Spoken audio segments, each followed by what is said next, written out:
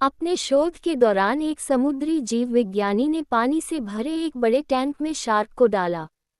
कुछ देर बाद उसने उसमें कुछ चारा मछलियां डाल दी।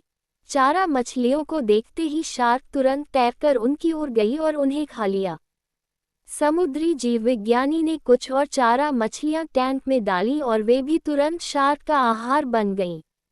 अब समुद्री जीव विज्ञानी ने एक कांच का मजबूत पारदर्शी टुकड़ा उस टैंक के बीचों बीच डाल दिया। अब टैंक दो भागों में बन चुका था। एक भाग में शार्क थी, दूसरे भाग में उसने कुछ चारा मछली डाल दी। विभाजक पारदर्शी कांच से शार्क चारा मछलियों को देख सकती थी। चारा मछलियों के देख शार्क फिर से उन पर हमला करने के लिए उस ओर तैरी, लेकिन कांच के विभाजक टुकड़े से टकरा कर रह गई। उसने फिर से कोशिश की, लेकिन कांच के टुकड़े के कारण वह चारा मछलियों तक नहीं पहुंच सकी। शार्क ने दर्जनों बार पूरी आक्रामकता के साथ चारा मछलियों पर हमला करने की कोशिश की, लेकिन बीच में कांच का टुकड़ा आ जाने के कारण वह असफल रही।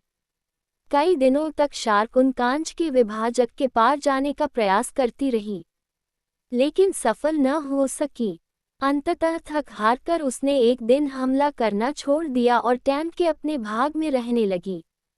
कुछ दिनों बाद समुद्री जीव विज्ञानी ने टैंक से वह कांच का विभाजक हटा दिया, लेकिन शार्क ने कभी उन चारा मछलियों पर हमला नहीं किया क्योंकि एक काल्पनिक विभाजक उसके दिमाग में बस चुका था और उसने सोच लिया था कि वह उसे पार नहीं कर सकती।